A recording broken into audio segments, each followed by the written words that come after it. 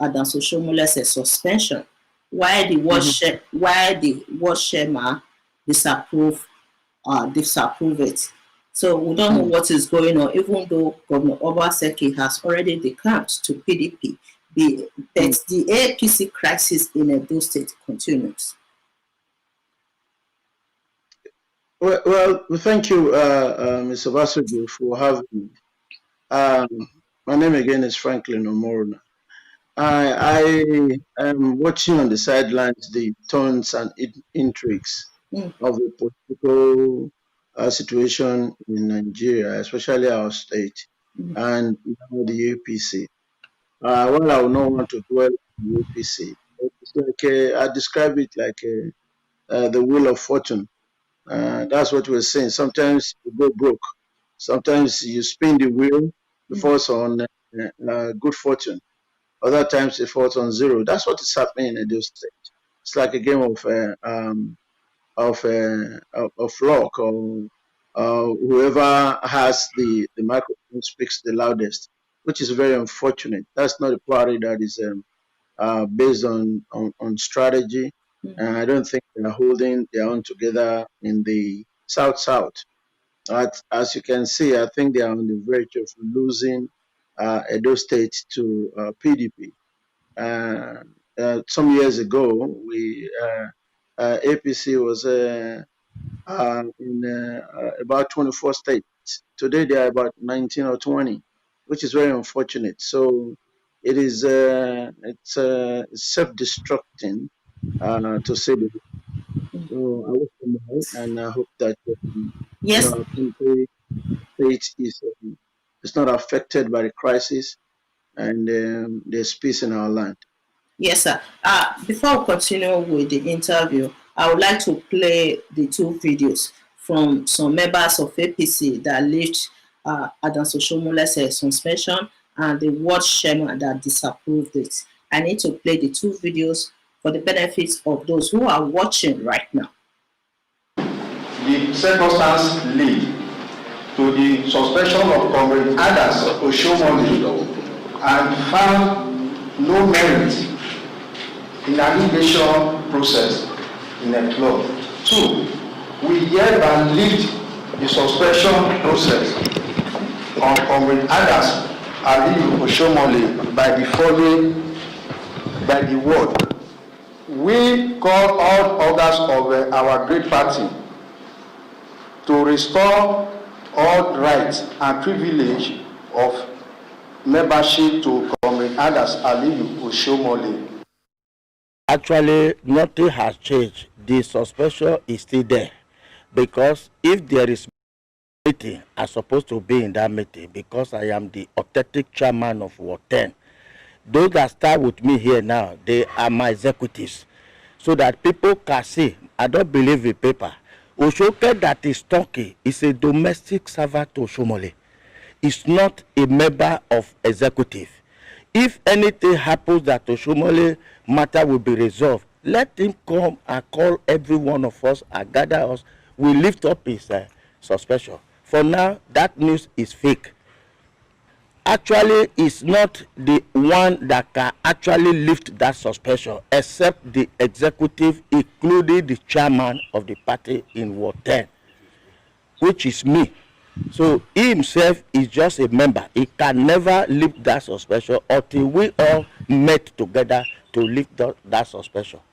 There's nothing like that. Since they are with me, they are with me from the beginning. They are still with me, that. None of them has left to other side. Okay. So right now, one of the members of APC in the same ward with Adams Oshiomhole announced that they have already left the suspension of Adams Oshiomhole, while the ward chairman himself disapproved it, that there's nothing like that, that Adams Oshiomhole remains suspended from APC. What a drama. It is very dramatic, and it's unfortunate. I don't think there's progress can foster where there's crisis. And I think the earlier they can resolve their issues, better for them, because I think the governor has moved on to a different political arena, and he's going to fly the flag. in that party to be able to administer in peace for the progress of the people of Edo State. Because they say when two elephants fight, the grass suffer. But I know that the fight has shifted ground, and I'm happy that the governor, His Excellency Governor Obaseki, Mm. has chosen a more peaceful terrain in order to administer his plans for the good and the progress of the people of Edo State. Okay. So you are a supporter of Governor Obaseki. Yes, Okay. Do you have any plan for him? You live here in Toronto, Canada. So do you have yes, any plan for Governor Obaseki? And he has already declared to PDP. He has already declared to yes. PDP right now. So your insights about his transition from APC to PDP and the entire crisis going on in Edo State right now. Well, it's like I indicated, the crisis is very unfortunate. It was uncalled for, but now this is the reality. This is where we are. As you can see, during the campaign, I was watching it live on TV, and you can see the murmured crowd that welcomed him to the party. And Vinny has a song, I think it was Amore who sang it that Dazera Daze Ogbahia, Adosiwa Adosi Ogbahia, Obaseki Sima, Mahia. He can already lily, wherever he goes, for the benefit of those who don't understand my dad, wherever he goes, he's moving people along with him. Because there's a saying that it is not because of what you're selling that people come to your shop. It is because of who you are. So I believe that the governor who they call a technocrat, a lot of people just use the word loosely. I call him a purposeful technocrat, one who systematically, implements on a strategic plan in order to simultaneously to sustain the improvement or the development of the state. Many people don't understand that. There are few people who are self-centered, who want their stomach infrastructure to be fulfilled, that are casting aspersion on His Excellency. But I'm saying it's like many people I know in Canada. There are so many groups, people call me, and I call so many people and just try to fill the pause. And I am watching on social media, I'm watching Channels TV. You can see the swing. The pendulum has switched from the old party to PDP. So, and I wish them well wherever they are. But PDP has gained. They has gained tremendously. The question is very simple. If it was 100% each, he already has 100%. And I'm sure that the whole community who are riding the bandwagon right now to see him to victory. So he's going to win overwhelmingly. Yeah. And it's not because he's a handsome dude or because he has too much money or because he has godfathers, which we're trying to abolish in the politics of our country and particularly in our state, is because of what he has been able to do. And at some point in time, I'll be able to just, say what I've read or seen so far from the developmental strides that he has achieved within the last 3 years that he has been governor of our state. Okay. So right now, is there any plan for Governor Obaseki from Canada? Our plan is to support him in whichever way. We need to reach out to his team and let's identify where the gaps are and what we can do to support him. Whether he tells us or not, I think we are part of the movement. Obaseki has become a movement.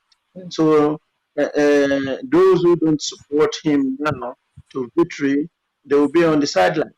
So the good people of Canada and the rest of North America, I have friends all over the place.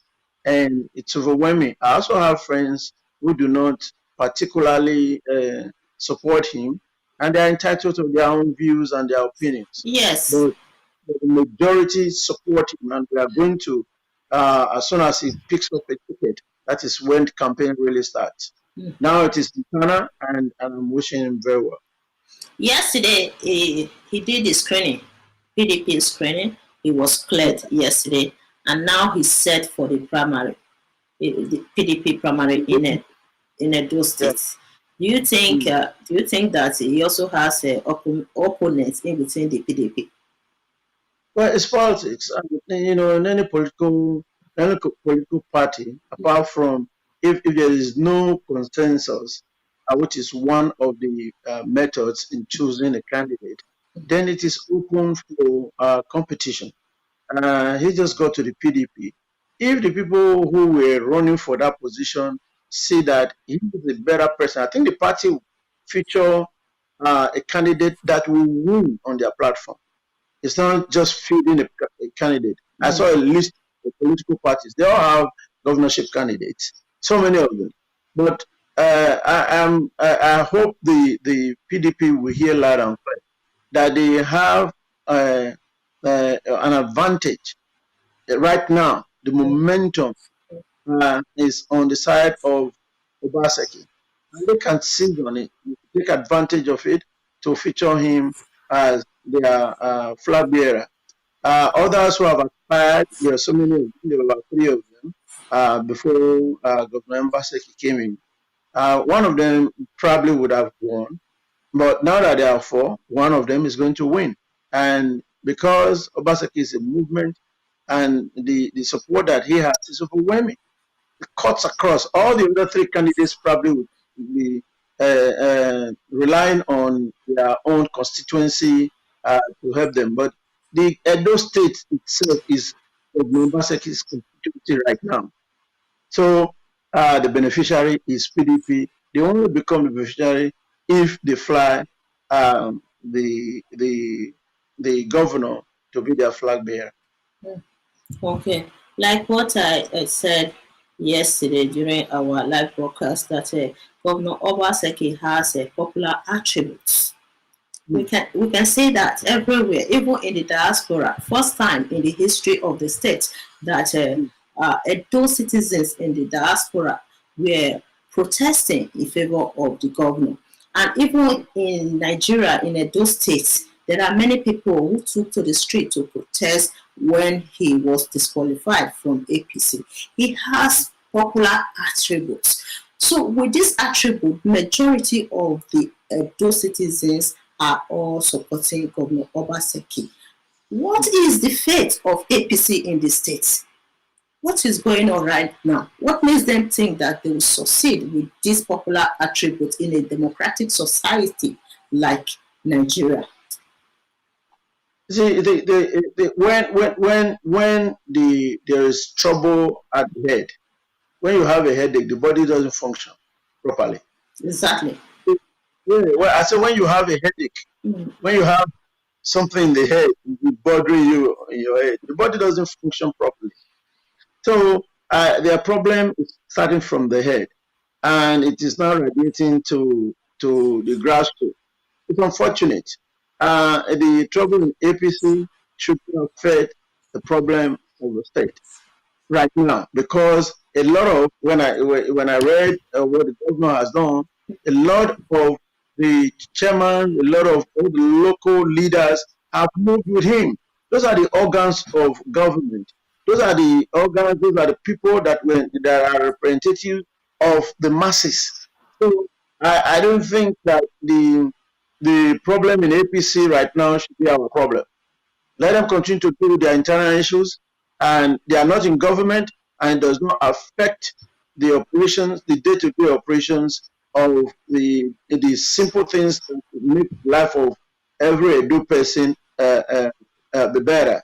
You understand? You understand? When I saw market women dancing, they said that they were dancing because they have experienced peace and tranquility in their operations, because the governor has been able to remove the bad eggs, those who were obstructionists, who were destroying, the entrepreneurial spirits of the ordinary people in the community.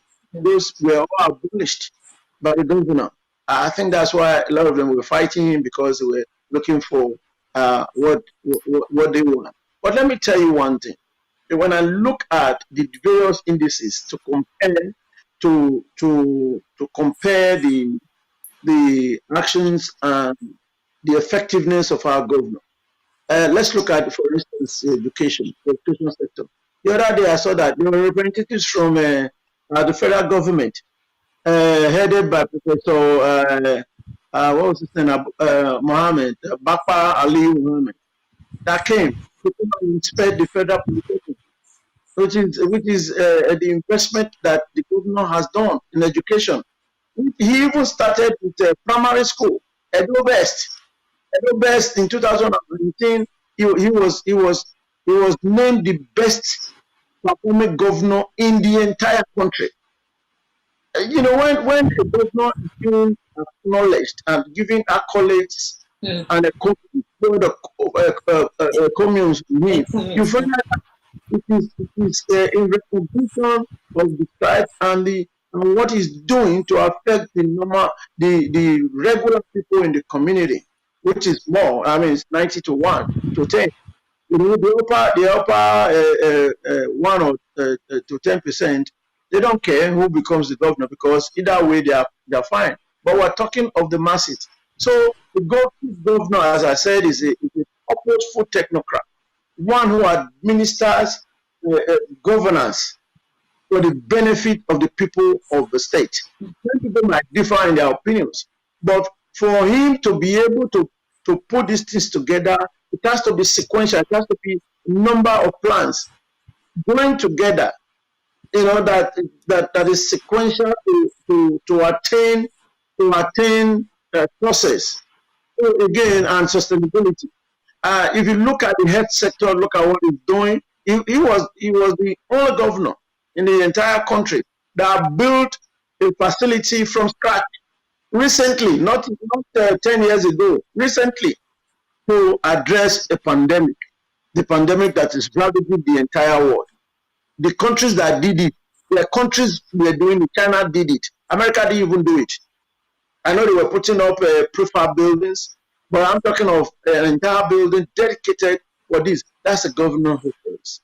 That's a governor who wants the development, infrastructural development of the state. After COVID is gone, that facility remains. Look at the agrarian revolution that he did, the rice farm in Agenebide. I saw pictures of it. And some people will say, oh, yes, that's just a small measure. But it's a small measure that has to start from somewhere. Look at the industrialization effort, the Edo production center in Sapele Road, that is boasting of 24 hours electricity. The Benin Enterprise and Industrial Park that is building, it is going to be supplied with that 24-hour electricity. Again, these are small things that is going to become beneficial over time. You are building, you are teaching people how to become sufficient, entrepreneurial in spirit. Power plants are going to stay. The problem that people will have about light, it's going to be a thing of the past before you know it. That Edo innovation hub that the governor has built, there's a number of youth who are becoming entrepreneurs, who are becoming digitally skillful, who are becoming business oriented individuals. They are even starting up what they call startup incubation, just like you see in Silicon Valley in America. So again, over time, people are going to see, are going to reap it. It's going to multiply exponentially, because you train one person in a family is going to affect other people in that family. So again, the governor is strategic in his approach. Let's look at housing. I saw the beautiful pictures of a moat and garden. I think it's boast of about 1,800 units. I think that's just a start. Give him another four more years. That's why people are clamoring for 4 more years. We're seeing the foundation that is laid. He needs to build on it. The urban renewal strategy that is putting together, the master plan that is putting together. My sister, I don't know how some people will be blinded to the progress of their people because they are not benefiting personally. That is very, very painful. But again, Obaseki is a movement, and is I don't want to hang out with people when I'm walking down the street and I'm looking at my shoulder, over my shoulder, because I don't know who's going to run after them to pick them up. So again, you want to be identified with somebody who has plan, who has the means, who has the know-how to be able to implement it. He knows how to tap on the best talent, those who are best situated to implement these plans. That's why the government picked him in the first place. Remember that the past government picked him specifically, Yes, because of his skills, and that skill is still enduring. So all these things they talk about, that certificate and all that, how did the governor, past governor, recognize his worth if it thinks that it does not have a certificate? So again, I'm supporting Obaseki just like many other people. I'm just one voice in Canada, and there are so many people who support the things that I'm saying right now. And at some point in time, we're going to come out as a group to rally around His Excellency Governor Obaseki. rally round as how? We're going to rally around. We're going to come again. It's a group activity. We are going to have a plan. We are going to on how best to support him. I've seen people come out on TV. Look at the rallies that happened the other day. The protest for good governance in our state. The protest against godfatherism. The other part cannot boast of that. They cannot boast of that mammoth crowd that came out on a Monday, on a working day. Yes. There are some people that could not make it. Here but in if you look Toronto. at the crowd, it was just great. That's just the beginning. You are talking about the one organized here in Toronto, right? Yes, and I saw that you were one of those who were the organizer. And I want to express my profound appreciation. I think the governor appreciates your effort in joining the voices that is fighting against godfatherism, against nepotism, against all the maladministrative steps that they have made in the state and in the nation before. Again, this is the beginning. This is going to have a trickle effect on other elections coming up in our country. Rome was not built in a day, but from Canada, our voices will be heard. We are not going to be docile. Yeah, exactly. One advice I have for the public today, about myself and many professionals, because of our profession, a journalist cannot interfere in politics. A policeman cannot interfere in politics. A doctor cannot interfere in politics. A mechanic is not a politician. A hairdresser is not a politician. So, how many percentage of people are the legitimate politicians in Edo State? Less than 1%. So, if everybody, because of our professions, we can't participate in this crisis going on in Edo State, especially the corruption that is strongly embedded in the system because of our profession. So who is going to intervene? We are the masses. No matter our professions, we are the masses. If we have to look at our profession, nobody will intervene. We are supposed to reform the system. The democracy in Edo State lies in the hands of the masses. Okay, if we allow only a few percent, less than 1% population who are politicians, the legitimate politicians, I would say, to just manage the state the way they want, I don't think our goal will be achieved. Okay, if we allow Oshiomhole to do whatever he wants to do, his idea of godfatherism, because of our profession, everybody should stay away from politics. Who is going to change the system? Look at the history of every country in the world. Go back and research on the history, how the masses, all of them came out to mobilize against injustice, and changes in the society will only occur if the masses mobilize against injustice, especially among politicians. In a country like Nigeria, whereby corruption is very prevalent in every corner of the society. So you people are expecting us to be quiet because of our profession. Okay, that cannot happen. Just because of my profession, I can never be quiet. We all have equal right to participate in any issue affecting the state. Not because of my profession that I will be excluded. Never. I'm saying no to that in 21st century. Many people might oppose what I'm saying right now. For me, I don't care. To hell with my profession. My state is my future, the future of my children. So I have to. That's so true. That's so true, Mr. Basogi. Because I know where you're asking a woman. It takes it's not usual for many of us to come out and start talking on political matters in the state, because we think that there's enough people there to do justice to that. But I think this is beyond that. It doesn't really matter your prefix or your suffix in terms of whether doctor, engineer, police, or it doesn't matter. We are all ordinary citizens. Our welfare, we're talking of the welfare. In fact, that people are given political power to be able to maintain law and order. They're giving political power to administer good governance. And it does not mean that the people, democracy is for the people, by the people, and for the people. Everybody is affected. Your household, no matter what you are, whether you are a doctor or anything, it doesn't matter. Whether you are a journalist or not, it doesn't matter. So again, we have to be part of our societal development one way or that. Even when the governor comes in, does he not need a doctor to go into the health sector to help him?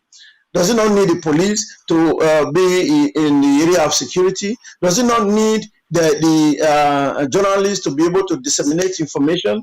He does. So again, we are all part of governance. There are different arms. They say there are 4 arms, but I think there are more than 4 arms. The population, the common person, and the doctor is a common person. Everybody, we are all human beings, and we are all equal before the sight of God. Whether we went to PhD to get PhD or not, it doesn't really matter.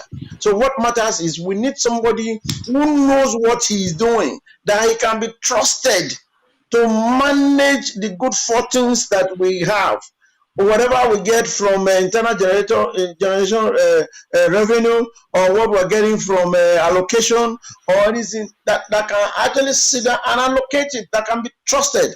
Unfortunately, many people have betrayed that trust, but Governor Obaseki has demonstrated that he is here to do the bidding of the people, not of a few that will be controlling him from anywhere. So again, that is why you are seeing many people trooping out on the street.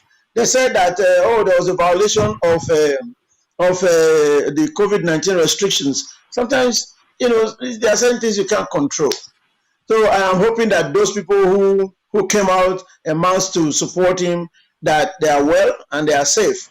It was very unfortunate that they couldn't control their instinct to support this. But again, when the blacks were being killed indiscriminately in the United States of America, that has the highest number of death ratio in the world due to the pandemic, a lot of people trooped out and they damned COVID. Something they keep us.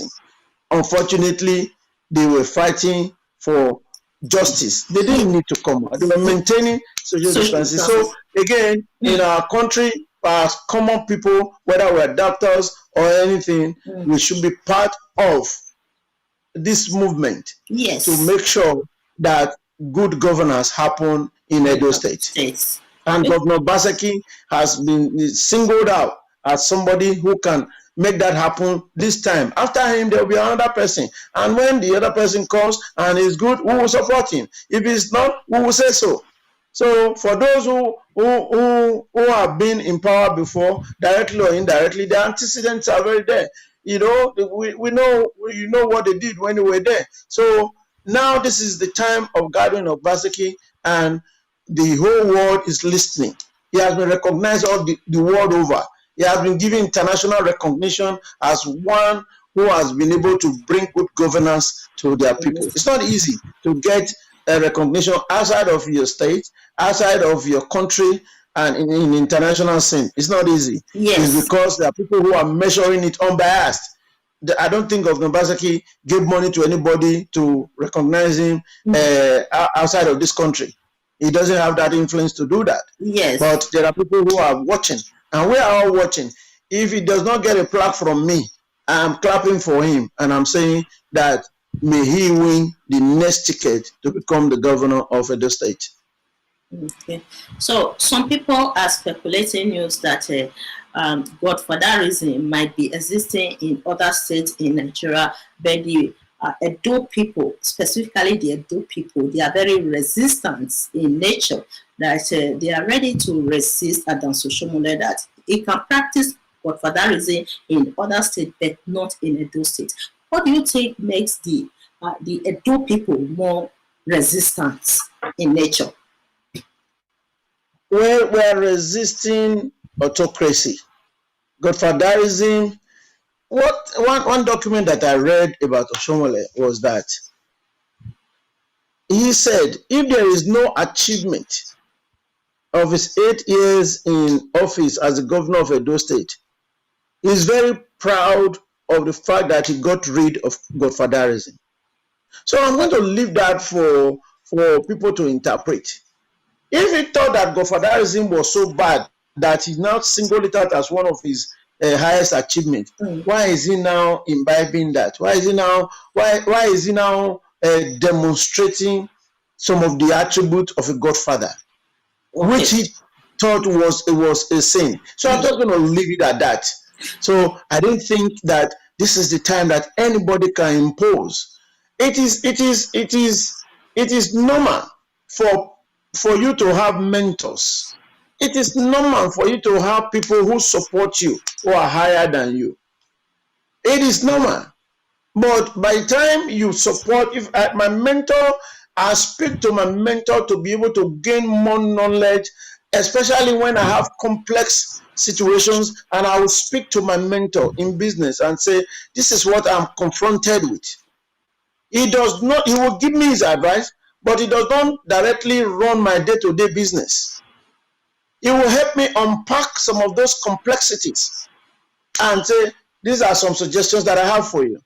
But by the time it comes to my place of business, and begin to try to run my day-to-day this day and say whatever he says has to happen, knowing that there are other multi-factors. It's multifactorial before you make any decision that I have to consider. Then it becomes this plain godfatherism, and I'm sure that I will not call him when I have any issues anymore. So again, it is, it's relative. The word godfatherism has been used right, left, and center, but it is a bad word. We should not allow it to fester in our dictionary or in our vocabulary or in our day-to-day practice in politics. When I interview some Oshiomhole supporters, they point out some reasons why Oshiomhole used those words during the past elections, that it's a normal thing during election period that politicians, they use certain words to discredit their opponents. So do you think we should normalize such statements during election period? That also in the US, all over the whole world, that politicians, they use any type of word to discredit their opponents, that it doesn't matter, we should not treat those comments seriously this time, even though some of the comments have facts attached to them. Well, when I hear people talk like that, they are disingenuous. They are very disingenuous. So how do I now know? How do I now rely on what a governor of my state says when, if it's during election, he speaks in certain ways, and then after the election, he speaks in a different ways? It is a matter of trust. Can I trust you? Mm-hmm. Can I trust you to be able to remain consistent? People value excellence and consistency over determination. Sometimes when you are not consistent in your belief, in your value, and in your purpose, then you are known as unreliable. Mm. So I hope that what you say is what you mean, especially when it comes to, you cannot toy with people's life. You cannot toy with people's mind. You cannot manipulate people. You cannot manipulate their mental stability and think that you get away with it because it's election time and you can say anything. So again, I disagree. It is disingenuous and it is unfair. Even to those who are saying it themselves, I want them to come out and say it. Whether they can open their mouth and actually say that, oh, don't worry, it's just because of election, I just said what I have to say. Which kind of juju they worry I'm during election time? When that you cannot speak truth to power. You cannot speak truth to fact. It's unfortunate. We have to speak as we mean it. Thank you. Yeah.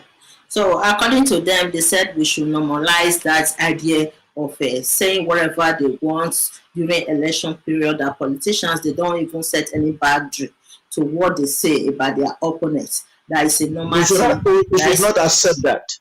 We should not accept that, Mr. Obaseki. We should not accept that. We should be able to call them out when those kind of comments are being made that are not true. We should call them out, and that's the work of a journalist. You should be able to call them out with facts and do fact checking on them and say, this is not true. What you are saying, you might be saying it jovially. Sometimes people tease and jovial, we're all humans. But when it comes to the person who is elected and entrusted to be able to defend democracy, they should be seen to be reliable, trustworthy, and dependable at all times. And they should be consistent with the truth. Okay. So, sir, if you have anything to add to this discussion, go ahead. Thank you. As I indicated, I looked at certain areas where I think the governor, in fact, it's proving, I'm not thinking about it. There are things that are evidence that the governor has established in our state. For those of us who don't live there are sometimes we say we are not going home. We are not going home because it is not conducive. You go there is not this, there's no that, there's no good road, there's no, you are afraid for your life, you're not sure what you are going to meet. Now people are looking forward to going back home every time, every opportunity, because it is becoming a welcoming atmosphere. It started some time ago. This developmental stride started some time ago, but it's now manifesting because the foundations were laid and now the building is coming up. As I indicated in my last broadcast, it takes some time. It takes some time for a good thing to show and manifest. So my good people in Canada, those who are progressive, who want the good things in the land, call your people at home that Obaseki is the answer. It continues to be the answer to a lot of our problems, and we need him to be able to sustain the growth, the developmental strides, the urban renewal strategy, the industrialization of our state. I've seen the building that he made that has been there. They call it Sadebe Cake. It's been there forever. I grew up meeting that as a young man. Today, it is like any other building you can see abroad that is an industrial complex, as an administrative complex. It takes somebody who can, be bold enough to attack issues, complex issues. That's leadership, and I'm seeing that in His Excellency Governor Obaseki and his deputy, because you say behind every successful man there's a woman. There's also in government behind every successful governor there's a deputy governor. So I think he's having the greatest support of a deputy governor that is working side by side with him to ensure that the dividends of democracy is reaped by the common person and not by a selected few. So we say no from Canada to godfatherism. We say no from Canada to Agberu style of government. We want peace to reign in our land. We want peace and progress and prosperity to reign in our land. And we are going to support stable government. We are going to support somebody who is persistent, who is purposeful, who premeditates all his actions, not arbitrary. So I am hoping that the substantial development that the government has started will be allowed to continue. So 4 plus 4, Thomas Ba.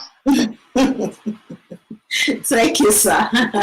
Thank you very much. Thank you, sir. Thank Before you to your audience, and I wish that we have peace in our state. yeah, before we leave, I think the audience who are also watching would like to hear more about you.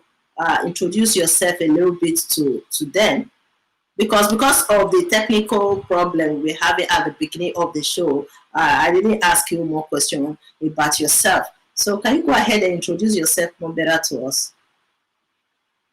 Thank you. My name again is Franklin Omorona. I'm from Edo State, and I don't live in Edo right now. I live in Canada. I've been here for over almost 30 years now. And I'm a healthcare practitioner for over 40 years, almost 40 years to date, that I've been working as a healthcare professional, a nurse by profession, and also an entrepreneur.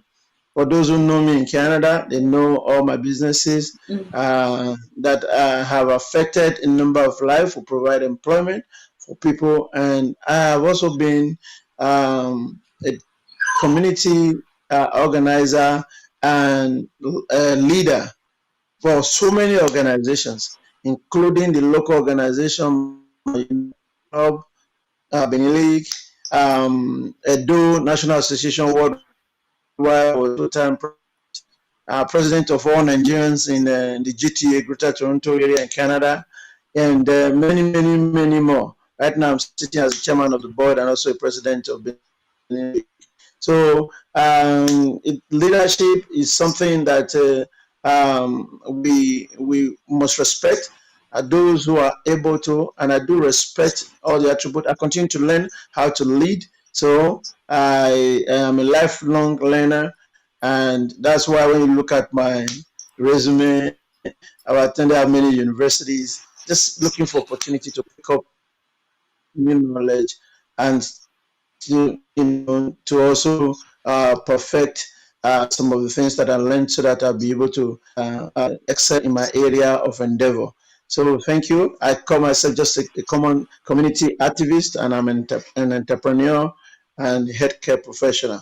Thank you for the opportunity to speak to the audience. We'll be able to speak some more through you and other medias to show our support for our governance and for the peace of our state.